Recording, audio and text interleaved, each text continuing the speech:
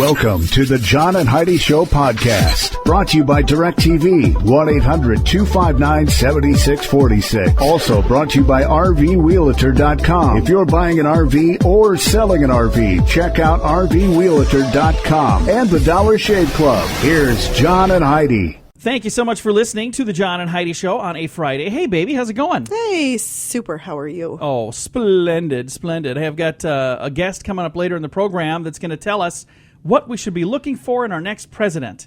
So I'm excited to visit with EmilioIodice about what to look for in our next president. He's got a book. He's actually got a couple of books. And he is a president guru, as am I. So I'm sure it's going to be a fascinating conversation. Yeah, as long as you agree. Well, I don't know. I'm excited to chat with the guy. Hey, this is something, if you don't learn anything else today, at least you'll know this. A New York University study found that fat people tend to have less money than people who are not fat. Oh, yeah, I know. Look at me. Hey, you have $1? It's all those trips through the vending machines and the drive-thrus. I think that's my fault. I feel as though you're talking directly to me on that. Just yesterday. We got into like a knockdown, drag-out fight because you wanted food. And I was like, you're fine. Let's not go do that. I skipped lunch. And the day before that, we got a knockdown, drag-out fight because you wanted something from a vending machine. And I was like, you're fine. We're going to eat separate. I want it now. Does anybody have change? I need food. I want a chuck wagon sandwich out of that vending machine. I was like, relax. I don't know why that doesn't even sound good, but it sounded really good that day. All right. Coming up, we got something else, I'm sure. It's on the way on the John and Heidi Show. This portion of the program is brought to you by Dollar Shave Club. Get razors for $1 a month plus a few bucks shipping, so you can enjoy fresh razors every month for as little as $3. Learn more at dollarshaveclub.com/radio. Thank you so much for joining us on a Friday. Got an interesting thing here. I'm not exactly sure what this guy's plan is, but there's a dude in England who has an idea. He's a British artist, and he plans to protest people's removal of rocks from the beaches by doing cartwheels for 57 miles. What about that tells me not to do take rocks from the beaches?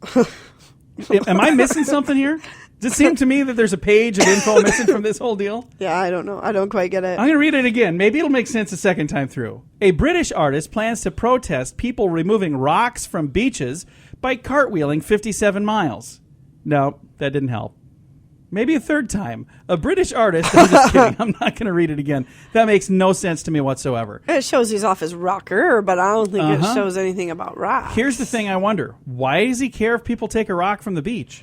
Because then there wouldn't be any more rocks. Well, and maybe must be a big issue with people taking a lot of rocks, because if you take one rock from the beach, is that really going to cause an issue? Are people loading up truckloads of rocks at the beach? Yeah, how would you get them home? And how does him cartwheeling for 57 miles help at all? I mean, sir, you're not part of the solution. I'm not going to necessarily say he's part of the problem, because I don't think he's contributing either, but that's certainly not part of the solution. This portion of the program is brought to you by RVRealtor.com. If you want to buy or sell an RV, go to RVRealtor.com. List your RV for free. Learn more at RVRealtor.com. Heidi, you know it's true because you heard it on the radio.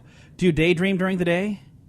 Do you have vivid dreams at night? Yeah. If so, that makes you a more creative person and a better worker. It says if you have vivid dreams and remember even dramatic little details, give yourself a big old pat on the head. A new study reveals that you are more creative and you have a better imagination than most other people. The research, conducted by psychology professor David Watson at the University of Iowa, shows that how long or deep you sleep has nothing to do with the quality of your dreams or your ability to recall them when you wake up. But one striking correlation emerged from the study of 193 students. Those who had frequent daydreams and absent-minded fantasies while awake are far more likely to be top-rate dreamers. There's a fundamental continuity between how people experience events during the day and how they experience them at night. Watson goes on to say people who are prone to daydream and have fantasies have less of a barrier between states of sleep and wakefulness and seem to pass more easily between them. Is that good news or is that bad news? So it's saying that if you're a daydreamer and you maybe have vivid dreams at night, it says you're more creative, but it also says that you wander from sleeplessness to awakeness pretty easily, if I read that correctly. Now, you have some vivid dreams. I had a very vivid dream last night. I'm almost afraid to ask. Well, what was the dream, Heidi? There's this girl that I used to go to high school with. Her name was Katie Phillips. We shouldn't put people's names in here. Oh, she won't care. Katie, I'm sorry. I don't think she even lives anywhere near here, actually. I haven't seen her in, 20-some years. She'll be calling soon. But for whatever reason, she showed up in my dream last night. And she had signed up for one of those coffee clubs where they send you the coffee pot. Yeah. And the coffee pot is free. And you buy their coffee Yeah, and you I get know a the discount. So, anyways, she did that. And I was visiting her at her house. And she had this coffee pot for 3 years. And all of a sudden, now the free part of her agreement was up, and they started sending her bills for $1,500 a month for this coffee pot. This was a dream, right? Yeah, I was like, what are you doing? You've got to get out of that. Okay. It was bizarre. I don't know why. Katie, if you're listening, I'm sorry. She should have never put your name in I this. don't know why Anyway, I had that dream. For those of you who have vivid dreams, you're more creative. Or in Heidi's case, you're a lunatic. One of the other. All I know is this was from the University of Iowa, and you know it's true because you heard it on the radio. The John and Heidi Show is brought to you in part by the Keystone Treatment Center. This is your brain, and this is your brain on drugs. We share silly stories here on the program, but addiction is no joke. If you or someone you know suffers with an addiction to drugs or alcohol, make today the day you seek help. Call toll-free 844-204-1055. That's a toll-free number. Again, 844-204-1055. And this is your brain on drugs. Heidi, guess what? We're heading back to Iowa. We just had a story from Iowa. Now we're heading back for this story. Sean Poley passed out between the rails of the train tracks. That's not good. The train's engineer hit the emergency brake, then notified authorities that the northbound train may have hit a pedestrian. 2 of the train's engine passed over Poley's body without hitting him. Authorities woke Poley and removed him from the tracks after the first engine was disconnected. He was arrested for public intoxication, and he is a very sound sleeper. They're tooting the horn, and they're screeching the brakes, and they're doing everything they can, and he slept through it. They had to reach under there and wake him up. They thought he was dead. Wow. And he wasn't dead. He was just completely intoxicated. So I don't know how many times I have to tell you this, kids. Don't sleep on the railroad track. Don't sleep on the road. We had another drunk person that got run over sleeping on the road. Don't rob a place and take a nap while you're there. These are all dumb things you do when your brain is on drugs. This portion of the program is brought to you by Keystone Treatment Center. Addiction is no laughing matter. Call Keystone Treatment Center toll-free at 1-844-204-1055. Now our moment of duh happens in Ohio. Police responding to a caller. They were told that there was some sort of shenanigans that happened at the YMCA. They thought they saw an armed robber in a ski mask. So they called and gave a license number of somebody that was leaving the scene. Well, there was somebody leaving the scene. It happened to be a lady that works there, and she was driving home, and it was her and her 2-year-old twins and her 9-year-old daughter and a 5-year-old son and her fiance and a family friend. They were ordered out of the vehicle at gunpoint. Wow. Yeah, so apparently she's got a big vehicle because all those people were in there. But the thing that doesn't make any sense at all was when somebody called in, they thought they saw somebody robbing. They thought there was a hostage situation at the gymnasium. Turns out it was just somebody instructing yoga or judo. Oh, it was judo. That's what it was. So there was a judo class going on, and somebody driving by thought that was a hostage situation. These people that are in judo apparently are not having any fun. If your class is mistaken for a hostage situation, chances are you're not maybe having a good time. I think they're supposed to look super serious in there. They clearly did a good job of making people think they weren't having fun. All right, we've got your scoop of the day on the way. The Scoop of the Day is brought to you by Wells Blue Bunny. If you want delicious ice cream, be sure to look for the Blue Bunny. Sure to have your favorite flavors. Learn more at bluebunny.com. Now, your scoop of the day. According to researchers at the Hershey Center for Health and Nutrition, chocolate is good for your health. Really? From the Hershey Centers for Health? Really? Eat more of it. It's so good for you. Cannot believe it. The findings showed, among other things, that dark chocolate and cocoa powder had a greater antioxidant capacity than fruit juices. We already know this. I'm just saying. How many studies do they need to do? Hershey's putting out all kinds of research to make sure you know that chocolate's not Nobody's so bad. a bigger fan of Hershey than I hear you. I. I hear you. I have a tattoo had 2 of I know. Hershey Kisses, you've got a problem. I am a fan. Dr. Stephen, I'm just saying. You notice how I'm rolling on here? They're just Dr. Stephen recreating the wheel. That's Dr. all I'm saying. Stephen Pretlove says that if you want to get rid of your bedroom, rid your bedroom of dust mites, you might want to leave your bed unmade. The good doctor that points is a out, lie. the BBC is where they report this, that mites survive by taking water in from the atmosphere using small glands outside the body. He explains that something as simple as leaving your bed unmade during the day will remove the moisture from the sheets, and they'll have nothing whatsoever to suffice or to no sustenance, and they'll dehydrate and they'll die. So don't make your bed. Bed mites not going to be a problem. Next, a bank robber in England was caught after giving his own bank account details. After asking the teller for the money, he said, "Here, deposit it in this account. What an idiot! Right here, put it in this one, and I'll be at home waiting on the sofa for the police." Not a good idea. An Oregon man is facing charges that he urinated on passengers on a flight from Anchorage to Portland. Oh. 27-year-old Jeff Rubin was arrested after Flight Blue 47 arrived at Portland International Airport. Passengers and an airline employee told officers that he had been sleeping for most of the flight. Then about 30 minutes before landing, he stood up and began urinating through the crack between the seats in front of him. Oh my gosh! Onto the passenger sitting there. I don't know if he was He must have been having a dream sleepwalking or what was something. That's Yeah. not normal. Well, of course it's not normal. That's why we're talking about it. Have we ever just said, hey, here's something completely normal? I mean, here's a story that's normal. Like this one. 6-year-old Juliette Grimes gave her mother the scare of her life when she climbed into the arcade game at a pizza place. This happened in Frisco, Texas. She got stuck in there. Oh, my The gosh. fire department had to come get her. She wasn't hurt, but she did get punished for her attempt to give her older sister a ball from the game. She climbed in. Remember when we were kids? Kids would reach their long arms in and pull toys out? But how do you... It must have been a big game. She's a 6-year-old kid, and she must not be big. She climbed into the game. Wow. They say money can't buy happiness, but if it could, apparently it wouldn't cost very much. According to a report out of Britain, a candy bar, a long soak in the bathtub, an afternoon nap, and a leisurely stroll in the park, those are things that make us the most happy. Candy bar, soak in the bathtub, afternoon nap, leisurely stroll in the park. That sounds like one heck of a date. Let's do that.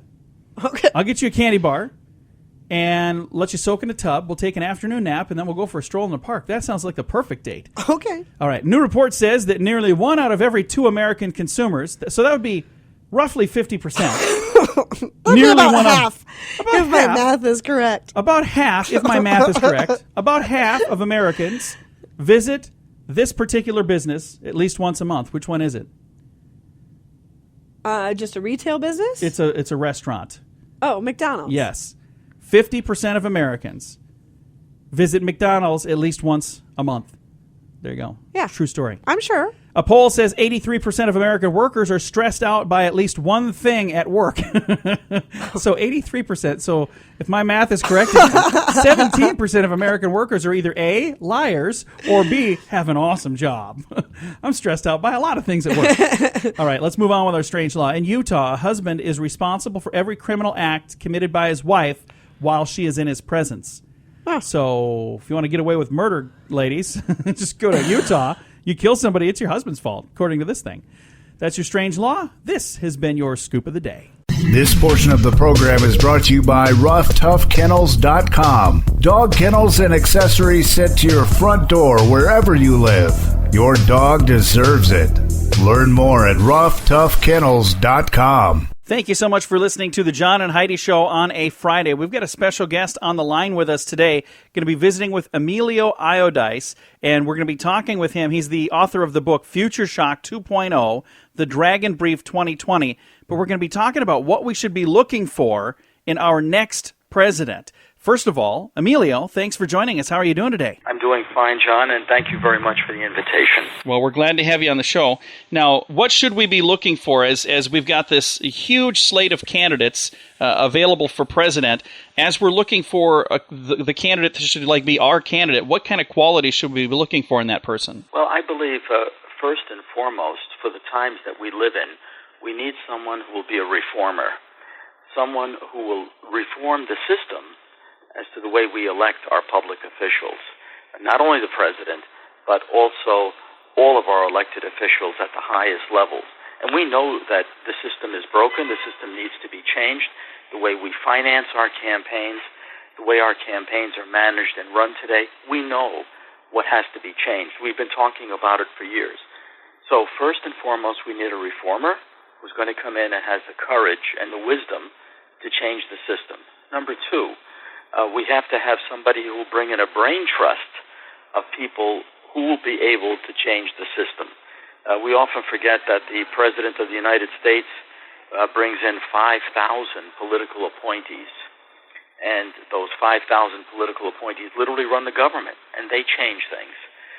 They adopt new policies. Well, we have to have somebody who brings in that brain trust, has experience, and has integrity. You can't do that if you're going to reform a system unless you have integrity and know how to evoke trust from the people of the United States.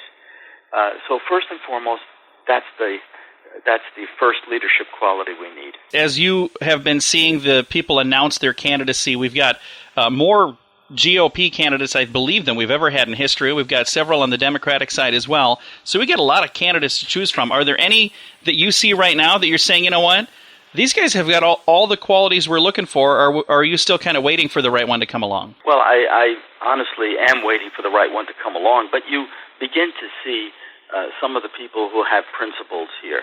They're talking about basic principles, and they're talking about the leadership qualities. I could mention a number of names, and you look at Dr. Carson. He's been mentioning a number of different qualities that we need in presidential leadership, like integrity, like the factor of trust. You begin to see this in Carly Fiorina. You begin to see this in Hillary Clinton, where they talk about the system, they talk about reforming the system and changing the system, and also delving into our problems.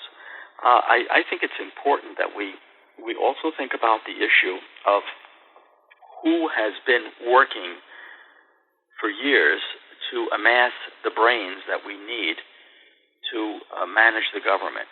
And I think that's an important quality, and one of which we should be challenging our leaders for.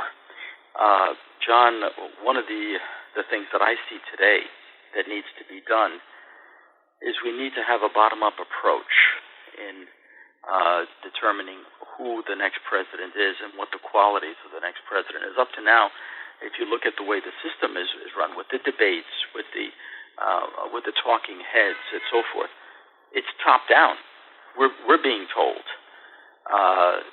we need this, and this. Well, it's about time that we focus at the local level, and this is what a program like yours is doing. It's so valuable because we begin talking about the issues from the ground up, and it's the people that need to be telling them, we want these qualities in the White House. Show us that you have them. So we're beginning to see this.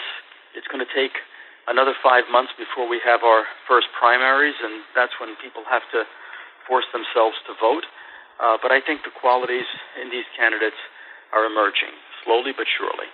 Again, visiting today with EmilioIodice, and he is the author of a book called Future Shock 2.0, The Dragon Brief 2020. Let's talk about your book and how that maybe, as we're visiting about the book, how that kind of ties into what we're talking about here, because we've got some issues, but what are the most pressing issues, and how does that, the most pressing issues, how does your book address those? John, I decided to write this book based on my experience in the last 30 years as an executive, a diplomat, a public official, an educator. I decided to write a book to make a contribution to the public discussion about where we are. It's about awareness. So the book itself is really one that is based on fact. It's a book of fiction based on fact. So I begin with the introduction where we lay out the gigantic issues that the United States and the world is facing. We talk about the economic crisis, which doesn't go away. It's still a global economic crisis. We talk about climate change, and coupled with climate change is the environment. And coupled with that is the phenomena of China and what's happening in China. I talk about terrorism and also the political situation and how our system needs to be changed from a financial point of view and from a way of changing the system itself, which we know is broken. So I lay this out in the beginning, all facts. And from there, I begin looking at the human drama. Up to now, John, when we talk about the environment or climate change, everything is technical, it's scientific. Yeah. But what about people? What's happening to people? So the rest of the book is devoted to the human drama and what's happening to people around the world. And then the last part of the book is about hope and what we need to do. What are the formulas that we need to adopt from the bottom up in order to change things? Everything is about us, about each and every one of us. So as we talk about change, do you feel that the election process itself needs some reform and some change? The way we elect a president, where we vote in November and we make a selection, I don't think that needs to change. I think the way we finance the campaign needs to change. We realize now that we have too much influence when it comes to lobbyists. We know this. We know this as a fact. Well, we've been discussing it. Every candidate has been discussing it. Donald Trump has talked about it so many times, where he talks about how he's able to buy and sell politicians. He's talked about this. And he said it explicitly. But he said at the same time, it's not the right thing to do, and everyone knows this. So electing a president the way we do it today, I think is fine. The primary system is fine. But how we finance these campaigns is not. And that's where we need to make the change. And John McCain has talked about this. So many have talked about it. And still we're not there yet. Yeah, they came out with the McCain-Feingold, and I think, with a good, solid plan. But then the funny thing is, a lot of people found loopholes to use that to their advantage too, didn't they? Absolutely. And they will again and again until we finally lock it up into a system that reduces the influence of lobbyists. I'm not saying that we should eliminate it, because that's not good either. Lobbyists have a purpose. They also have a stake in leadership. They do. They have a stake in the political process. So they should be heard. They should have some influence. But it shouldn't be overriding influence, where the public interest, and how we define the public interest is the key, is jeopardized. And yet that's what we talk about constantly in the campaign, and yet we're still not doing anything about it. Again, visiting today with EmilioIodice, author of a book called Future Shock 2.0, The Dragon Brief 2020. Emilio, where can we find a copy of this book? It's on Amazon.com under my name. All of my books, Emilio, I-O-D-I-C-E, Iodice, or all my books there, all 5 of them, including my recent leadership book. They're all there, and the proceeds go to charity, by the way. Very nice. That's a really cool thing to do. Thank you, John. Well, thank you again for taking some time to visit with us on the program here. And when you get another book out, be sure to connect, and we'd love to chat about that one as well. Thanks a lot, John. Take care. Thank you. Yes, thank you again. And EmilioIodice, and I'll spell that if you're looking for it online. It's I-O-D-I-C-E. Books available at your favorite bookstore or online at Amazon. Thanks for listening to the John and Heidi Show on a Friday. This portion of the program is brought to you by CarsForSale.com. If you're in the market to buy a car, truck, or van, find thousands of vehicles to choose from at CarsForSale.com. Today is a very special day, Heidi. Do you know what today is? What is today, John? Today is Friday, the 9th day of October. We're sneaking up on 10/10. That's tomorrow. And we won't even be here. Tomorrow's 10/10. Today's 10/9. It is Clergy Appreciation Day. That's a cool thing. And I know there are a lot of people out there that would probably throw some sort of naughty jokes out because of things that some people were caught doing. But when you keep this in mind, most people don't do that kind of stuff.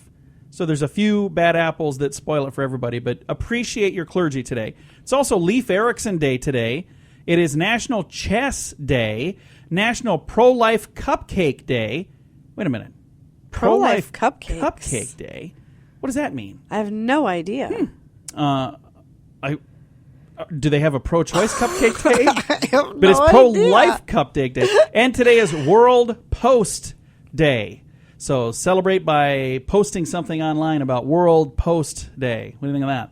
There you go. All right. We're going to have to celebrate today by playing chess or, I don't know, talking about Leif Erikson or eating some pro-life cupcakes, one or the other. And we could do that with our clergy.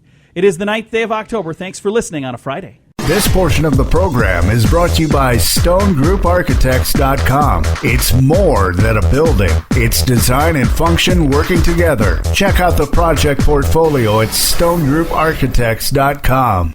If you are feeling overwhelmed by anything whatsoever, I have a secret for you. Something that you can do that's going to make it all better. You know what it is? Drink wine. No. Second Drink guess? lots of wine. No. Third guess? Drink even more No. wine. You are way off. You're supposed to hold someone's hand. Reach over here and hold my hand. Oh, there we go. Oh, hey, I like that. We should do This it. would be great if I had wine in my other hand. Don't wiggle out of this. Leave your hand over here.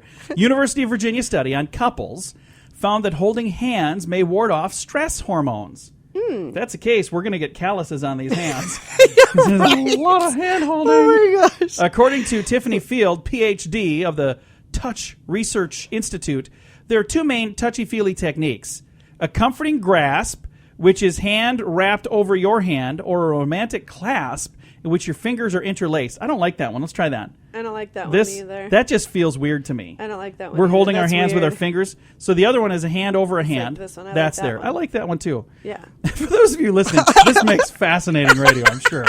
A couple of dorks in the studio holding hands and doing play-by-play.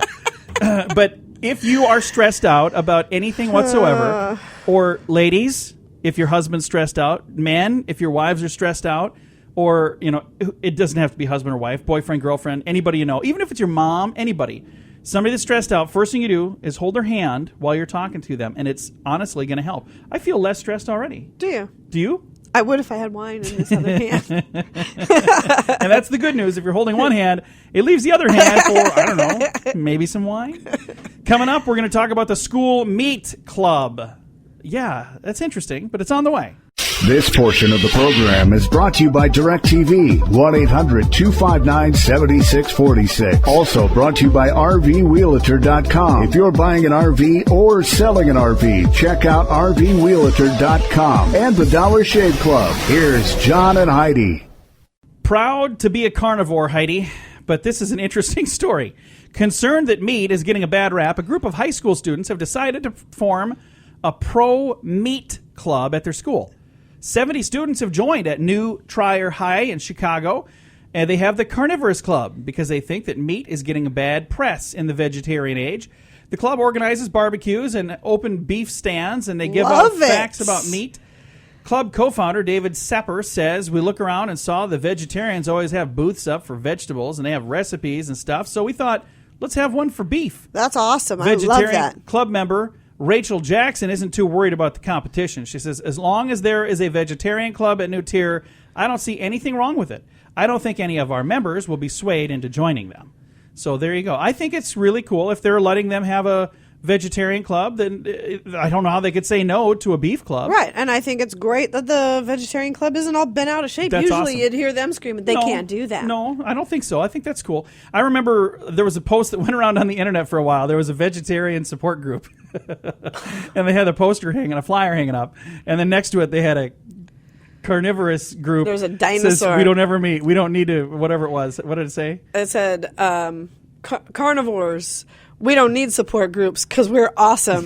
Eat meat. Keep being awesome. Something And like that. They made the flyer look just like the other flyer, but they hung it up right. It made me laugh. It was All funny. right. Nothing against, if you're a vegetarian, that's awesome. That's a good choice for you. I don't happen It's to be definitely one. a healthy choice. I mean, that's great. I know several people that have switched over to that, and they I love just it, so cannot I know, do it. Until meat quit tasting good to me, then I can't do it. But When the for only now, vegetable I like is French fries, I don't think it would. Probably not. I probably wouldn't live on that too long. not so. for long anyway. All right, no more silly names on the way. We're going to head to Venezuela. This portion of the program is brought to you by GunUp.com. If you're a gun lover, you'll be in heaven at GunUp.com. Built by experienced military veterans, shooting sports competitors, and publishing professionals. They have awesome stories and articles that are read by millions of gun enthusiasts. Check it out at GunUp.com. We have talked on this program numerous times about people who have names that are just a little bit different. Yes. You know, usually that's what makes the story funny, is the fact that their name is a little different. Well, now in Venezuela, they're cracking down. No more names like Big Bird or Superman. happens more than you think. Officials warn that attempting to use inappropriate names could be turned down by the civil registry. It says it exposes children to ridicule, and they're extravagant and difficult to pronounce. A new bill. How sad is that a government has I to know. get involved to keep people from abusing their children like that? A new bill proposed to create a list of traditional names that could be offered as parents as a reference to provide options when they're registering their child's birth. It says that we would have a list with no fewer than 100 names, and it would grow over time. So they're saying they're going to put together a list of, this is a list of normal names. Pick one of these.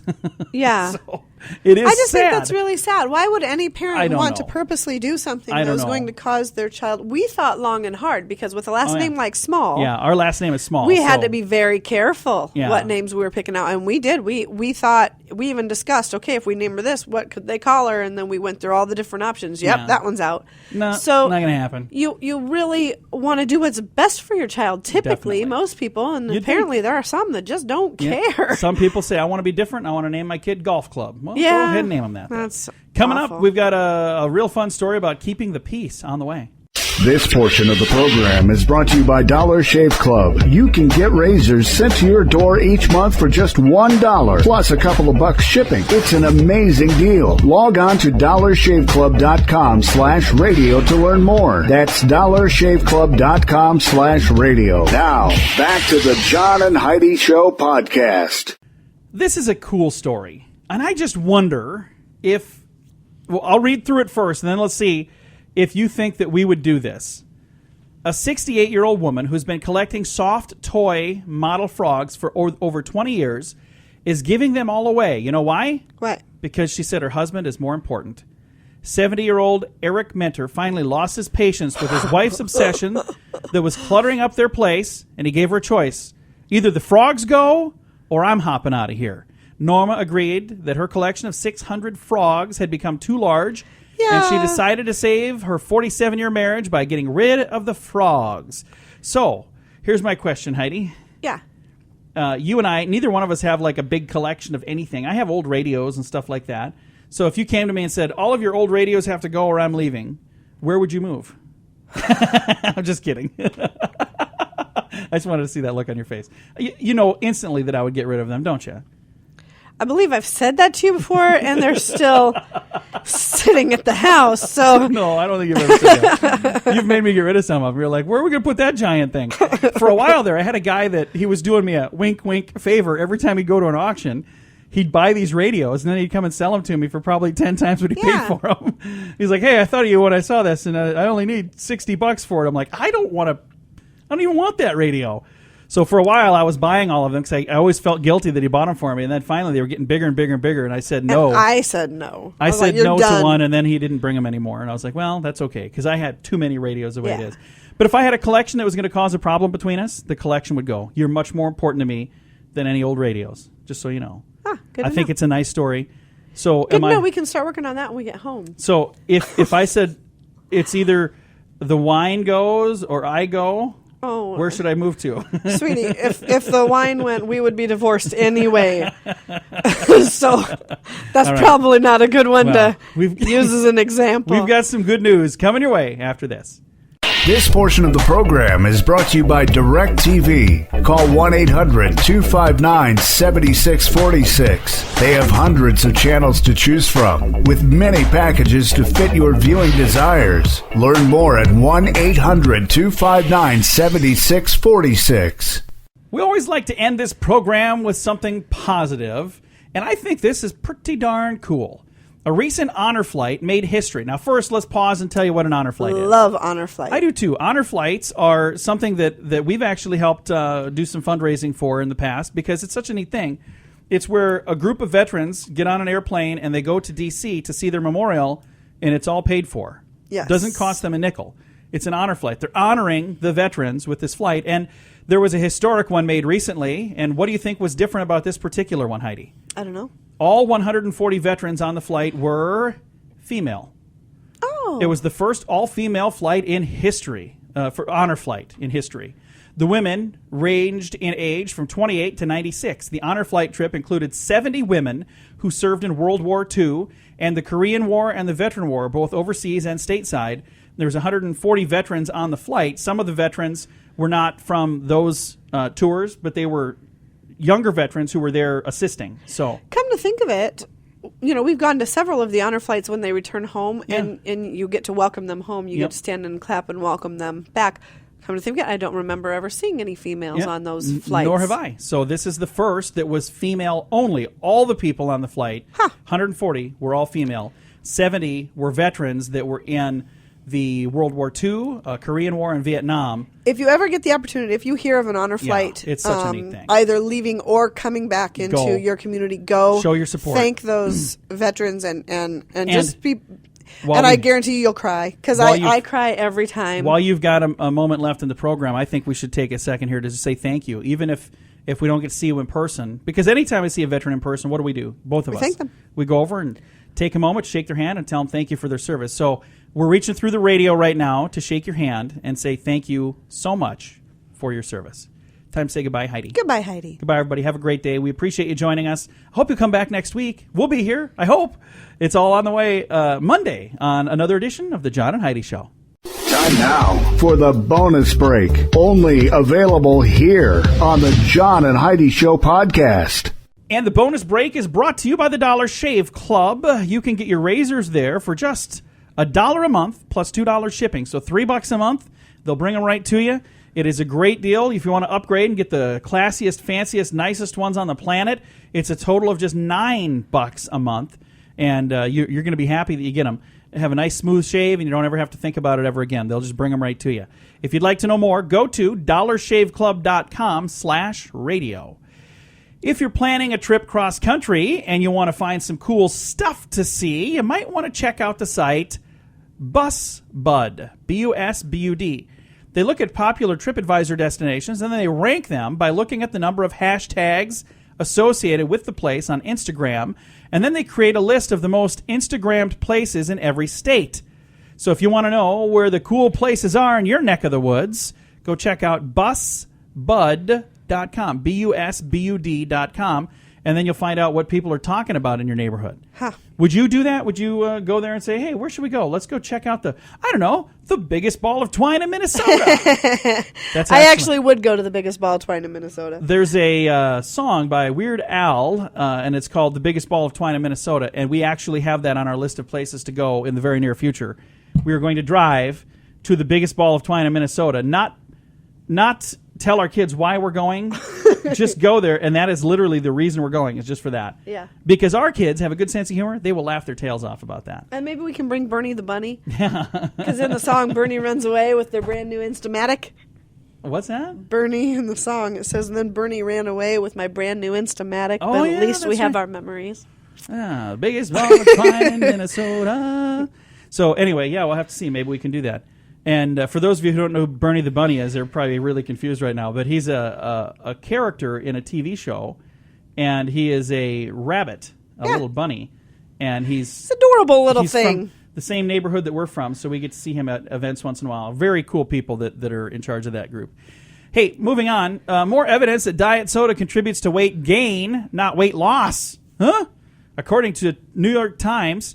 No, I'm sorry. Let me say that again. According to a report in Time magazine, where did I get New York Times?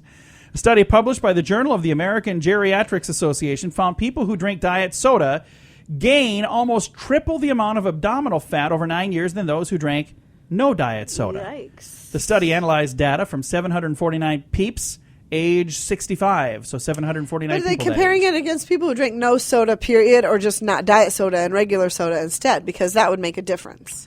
Those who did not drink diet soda. It just says diet soda. Yeah. So if those people were drinking water and the other people are drinking soda, that's... I don't know. Could be a flawed study. Well, could be. Hey, speaking of obesity, it says here, preventing obesity and smoking can save lives, but it doesn't save money. According to research, it costs more to care for healthy people who live years longer. The researchers found from age 20 to 56, obese people racked up the most expensive health costs, but because both the smokers and the obese people died sooner than the healthy group, it costs less to treat them in the long run. So they're saying, in the long run, they should just let these people be overweight and honestly, at the end of the day, just let everyone live their own lives and mind your own business. And you live the way you want to live. Let somebody else live the way they want to live. And let God sort it out. We've got a lot of studies about fat stuff. Listen to this one. It's almost like they're talking to me. Why do you guys keep sending this to me?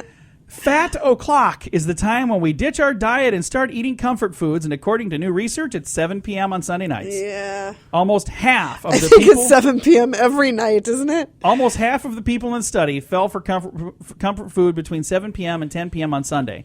I think they started the diet on Sunday morning, though. So. I do really well almost every day until about usually between 5 and 7 p.m. That's when I just fall apart. They're saying that's fat o'clock. Probably because that's when I get back to our house and the food is handy. It's all right in front of me.